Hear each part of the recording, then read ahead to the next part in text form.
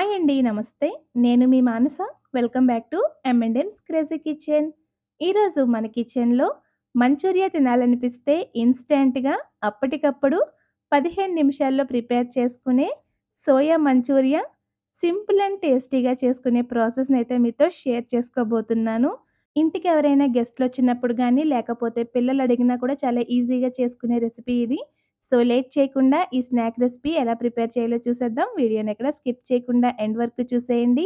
అలాగే మరిన్ని tasty and simple recipes కోసం మన ఛానల్‌ని సబ్స్క్రైబ్ చేసుకొని, పక్కనే ఉన్న బెల్ బటన్‌ని యాక్టివేట్ చేసుకోండి.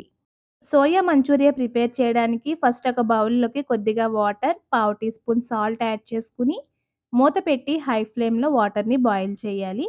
మరీ ఎక్కువ కాకుండా ఈ విధంగా బబుల్స్ రావడం స్టార్ట్ అయిన తర్వాత, ఇందులో 1 కప్ వరకు చిన్న మిల్ మేకర్‌ని వేసుకోండి. ఈ రెసిపీకి చిన్న మిల్ మేకర్ బావుంటుంది. ఇప్పుడు మధ్య మధ్యలో కలుపుకుంటూ ఈ మిల్ మేకర్‌ని 3, 4 నిమిషాల పాటు హై ఫ్లేమ్‌లోనే కుక్ చేసుకోవాలి. చూడండి, వాటర్‌ని అబ్జార్బ్ చేసుకొని మిల్ మేకర్ డబుల్ సైజ్ అయినాయి కదా!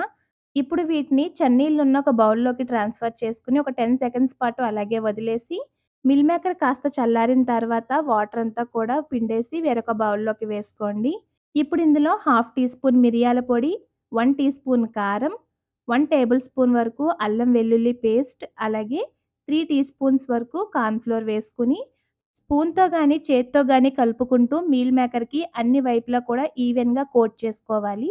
మీల్ మేకర్‌ని డీప్ ఫ్రై చేసుకోవడానికి ఆయిల్‌ని హీట్ చేసుకొని, మనం రెడీ చేసి పెట్టుకున్న ఈ మీల్ మేకర్‌ని అందులో వేసుకొని, మధ్య మధ్యలో కలుపుకుంటూ హై ఫ్లేమ్‌లోనే ఎర్రగా మారి కాస్త క్రిస్పీగా అయ్యేంత వరకు ఫ్రై చేసుకోవాలి. ఇప్పుడు ఈ మీల్ మేకర్‌ని టిష్యూ పేపర్ వేసిన ఒక ప్లేట్‌లోకి ట్రాన్స్‌ఫర్ చేసుకొని పక్కనుంచండి. ఇప్పుడు ఒక మిక్సింగ్ బౌల్ తీసుకొని అందులో 1 టేబుల్ స్పూన్ వరకు షెజ్వాన్ సాస్, 1 ½ టేబుల్ స్పూన్ వరకు సోయా సాస్ వేసుకొని ఫస్ట్ ఈ రెండింటిని బాగా కలిపేసుకోండి. ఇందులోనే 3 టేబుల్ స్పూన్స్ వరకు గ్రీన్ చిల్లీ సాస్ వేసుకోండి.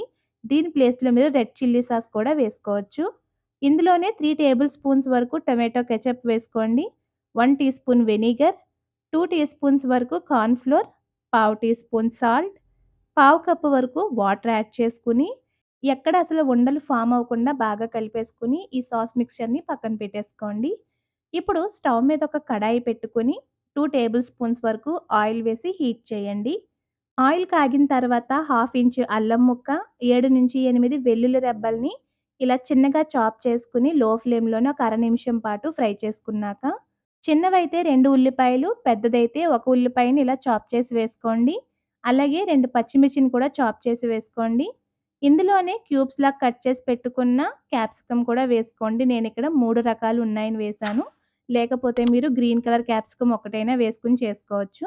వీటన్నింటిని మీడియం ఫ్లేమ్‌లో కలిపి ఆనియన్స్ ట్రాన్స్‌పరెంట్‌గా అయ్యేంత వరకు ఫ్రై చేసుకున్నాక, ఇందులో మళ్ళీ ఒక చిన్న ఉల్లిపాయని ఇలా క్యూబ్స్‌లాగా కట్ చేసి వేసుకొని, ఈసారి మంటని హై ఫ్లేమ్‌లో ఉంచి, క్యూబ్స్‌లా కట్ చేసి పెట్టుకున్న ఆనియన్స్ కూడా ట్రాన్స్‌పరెంట్‌గా అయ్యేంత వరకు ఫ్రై చేసుకున్నాక, ముందుగా ప్రిపేర్ చేసి పెట్టుకున్న మిల్ మేకర్ పీసెస్‌ని కూడా వేసుకొని కలిపేసి, మనం ఇందులో వేసే ముందు ఈ సాస్ మిక్స్చర్‌ని కూడా ఒకసారి కలిపి ఆ తర్వాత వేసుకోవాలి.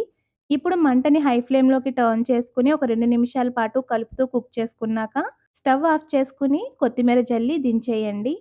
సర్వ్ చేసే ముందు మీ దగ్గర ఉంటే స్ప్రింగ్ ఆనియన్స్ అలాగే ఆనియన్‌తో గార్నిష్ చేసుకొని సర్వ్ చేసుకోండి. చాలా బావుంటుంది. చాలా సింపుల్‌గా మీరు ఇన్‌స్టాంట్‌గా చేసుకునే ఈ సోయా మంచూరియా రెసిపీ తప్పకుండా ట్రై చేసి, మీకు ఈ రెసిపీ ఎలా వచ్చిందో మాకు కామెంట్స్‌లో షేర్ చేయండి.